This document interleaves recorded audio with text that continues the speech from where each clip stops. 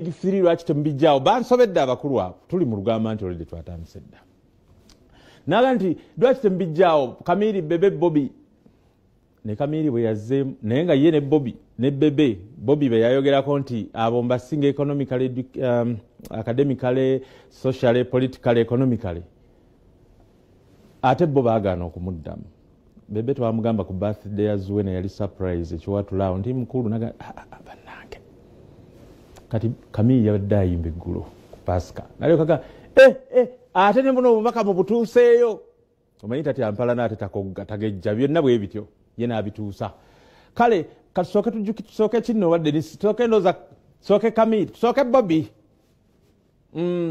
tusooke Bobby ng'abajjukiza tuleke tulabe Omumiri ate bwe tuvaawo tuleke tugende mu mboozi endala ennyuvu kubanga maama n'abayimbi abaatubulidda baavuddeyo mu bikujjuko bya Pasika baazuukidde ne mukama waffe Yezu olaba nalabye ku Rocket Giant lwakuba yavuddeyo ate awanda ntungo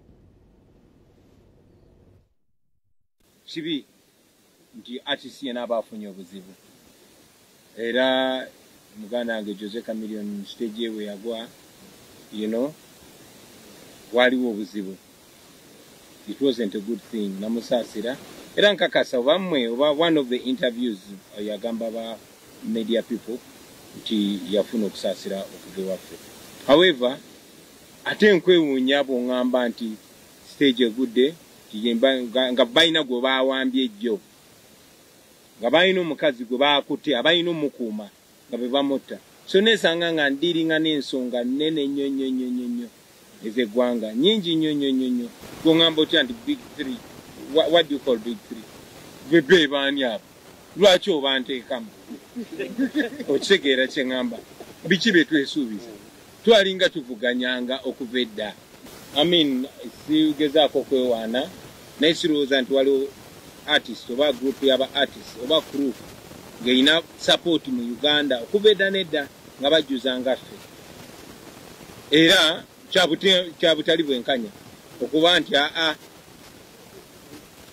ow'ekiwatule katumuleke yagalire mu ddembe lye era n'abakumaddembe bakomewo eno tutekewo sente nnyingi nnyo okugezaako okulemesa kitegeeza abatutya. Ekyokubiri ekyo kindeetera n'okwogera ku mpulira ba artist abagamba nze ndi wakabi nnyo nze ndi biggest wano nze ndi kakati oyinza otya okubeera boxer n'ogamba gwe world champion naye ate nga abakuvuganya tebabakkiriza ku muteekawo ringi. Ontegeera kye ŋŋamba bannange abo mbadde nga nvuganyanga nabo emyaka 2 emabega ng'era mbasinga okitegeera ng'era mbasinga mu buli kimu academically, physically, philosophically, financially, biki byonna. Era engeri yokka gye bayinza okunsinga ne babeera ba nnamba 1 nga nsibiddwa emiguwa. Era mubaleke beeyagalire mu bwa nnamba 1 nga nkyali ku miguwa kubanga singa enjegere zikutuka. Era kakati Kamiri n'amuddamu yabadde ayimba nga bw'omumanyi Omumiri akademi byogera nnyo ye alina bwe yabyogedde naye wadde era yayogedde atya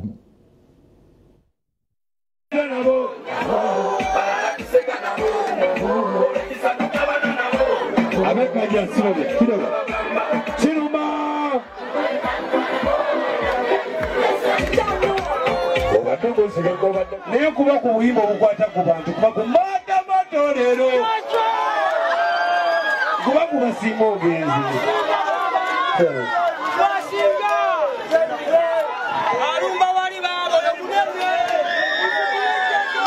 legendary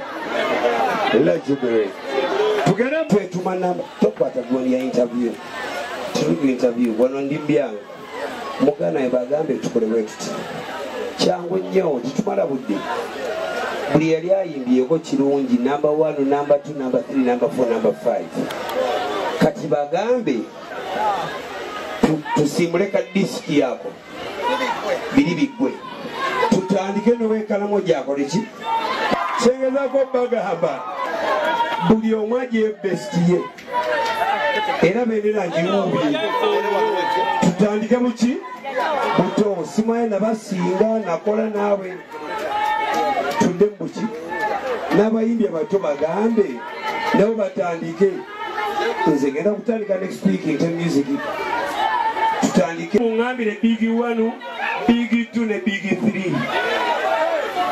3 tudemo luduko olukolaki olusembayo oye twaddukira ffe ba big 3 mugamba ffe ba big 3 waliwo abato abatakola ki abataaliwo kati ebikadde tetubibala tolina kyotategedde kakati ate awo tujja kusalako tugende ba ebonies nabo babadde eggulu byonna byaggulu tulimu bya easter nga bwe byagenze bannange Dr Bbosa sooka otandike mpolampola Dennis todduka misinde muganda wange kuba omuntu gwe tuliko yafunye omukyala gwe mulabye yamuyise penny na Dr Bbosa yamutugambye ku Lwokutaano okuva olwo Dr Bbosa yafunye omukyala ate n'amutulaga oba bulijjo alina mmwe mumanyi ffe tubadde tetumanyi nammwe abasinga mubadde temumanyi bwe yafunye omukyala oyo omuntu kyasose nampa olugambo nti amulondoola bitya alondoola oli nadda ne mukati neyeewogoma nti kale netusirika netukigumiikiriza naye nange nabyerabiddeko kyokka ndowooza si mu bubi kuba muntuufu love oli akulondoola yaba akwagala atakwagala takulondoola naye nga yeetaaga mutuufu nga yewuwo kati okwagalako omuntu n'atandika okukulondoola omukyawa bukyayi ekifaananyi ekyo nga bw'okiraba Bbosa bulijjo azannya n'oyo omukyala Fauziya oba byamukwano nga byamuzannyo kati bannaye nagenza okulaba batya n'okwekuba peeke kuba omukyala alimu odiyensi alaba kyokka ate n'abantu bande kale tebamumanyi bamutegedde luvannyuma era ne basanyukirayo kati tambuzaamu Dennis ogenda kulaba n'omukyala engeri yabadde amutunuulira ako ke babadde closest at least mu muzannyo gwe bayita power of money kati ono ye mukyala asemba era sokoleke munyonyole bulungi asemba ku ddyo alina akuumako okumatuka olaba kanene kuba asemba eri ku left alabika ndowooza oba mwana wa Bbosa kati ali wakati ye saamutegedde kuba naye nga nsomolabisomole naye at least nakuvuddewo nkakasiza ti ono ye mukyala wa Dr Bbosa Samu bagende wa ebonies bukyatugaana kukulaga mukyala ku luno oba yavuddewa naye tugambye nti bamaze emyaka nga 3 tumubuuza mukyala wo yalaga luddawa tamanya awo naye ali mu theatre alaba tambuzaamu awo eriisa eryo limutunuulira alaba Fauziya n'atunuulirako ku munne n'abagamba bino kiki kye bakola kino asemba ku ddyo ndowooza mwana wa Bbosa badde amubiyita bambi Bbosa yatugamba nti omukyala oyo alabirira abaana be kati power of money abantu bazze ne bagula abadde bangi oyo Haji Swag oyo ng'agenda abayitamu awo nga bw'omanyi bannange omuntu alaga omuntu nti amwagala naye ng'omuntu talina kyamwagalamu yadde bannange nga yajja kufuna bya bugagga bye that's all I saw in power of money bw'otunulya plot buli yawandiika yakola bulungi kubanga gwanyumye naye katusooke tulabe kyetugenda okulaba ekitundu kino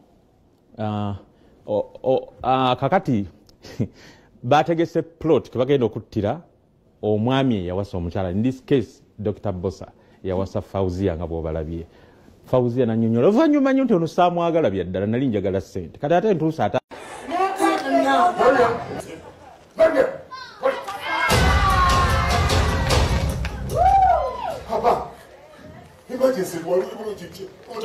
Happy anniversary. Honestly, I had forgotten about it.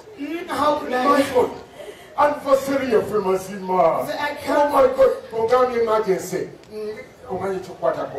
Situnu la madeka. But office in the sebo na wasamari kideni. So much it's our anniversary. Happy anniversary, honey. Mama. Nothing nage. Mama nage kiwina university. Mommy anniversary. Mommy. Nage ebinge mone mwali ndaleta olende ukanje mkibuga. Banange mweba.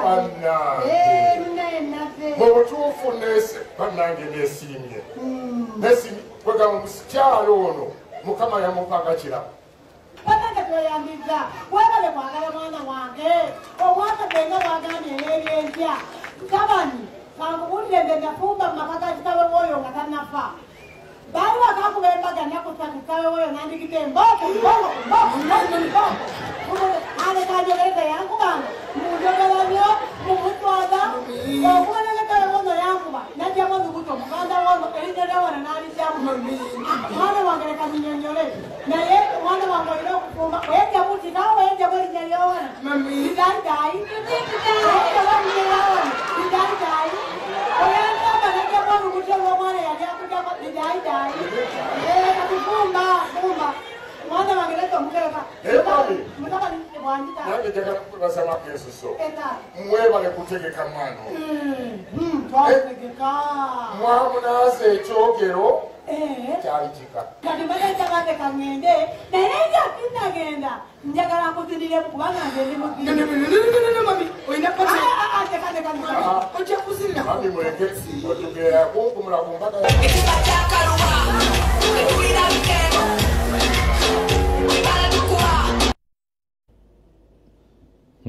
ne bwe mbeera nze nga maama atandise okupolota omugambo naye kati awaawo yabadde entandikwa kati puloti y'okutta omwami eyawasa gwe babadde bakolera anniversary olabira nti whoever is writing is good. Nabaddeyo ggulo mu Ebonis kati soka tuwummulemu bwe tukomawo era tulina kye tugattako. Olugambo mu kyenkya tuleetera omwana wo togenda kwejjusa okuwandiika abaana kugenda mu maaso ku Kampala City Grammar. Leero ngaluwagiddwa. Soft Care Petal Care has a floating design that perfectly fits. It reduces 70% friction on skin, absorbs fully and blocks leakages from both sides. Soft Care, yeah.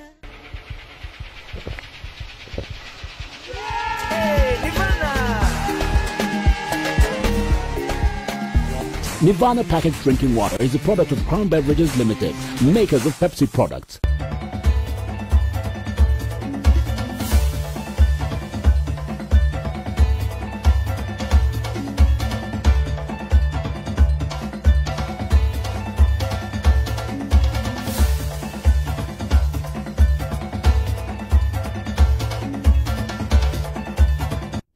Leelo ngaluwagiddwa. Soft Care Petal Care has a floating design that perfectly fits. It reduces 70% friction on skin, absorbs fully and blocks leakages from both sides. Soft Care, yeah.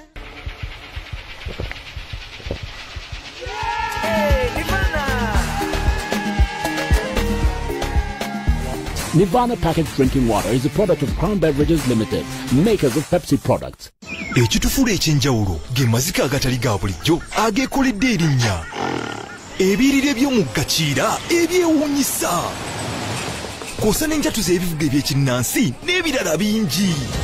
Okuva ng'ennaku z'omwezi 26 okutuusa ng'ennaku z'omwezi 29 omwezi guno twegatteko ku Commonwealth Resort Munyonyo mu mwoleso gw'obulambuzi ogwa Pearl of Africa Tourism Expo 2023. Jangu ovumbule nate ekyenjawulo ekiri mu kisaawe ky'ebyobulambuzi kye tukuteekateekedde. Tukyalire ku www.powate.co.ug obukinga ekifo kyo ate nga bweweteekateeka okuyiga kw'ossa n'okuvumbula by'obadde tomanyi. Omwoleso gwa Pearl of Africa Tourism Expo 2023 gukutuusibwako Uganda Tourism Board nga bali wamu ne competitiveness and enterprise development project.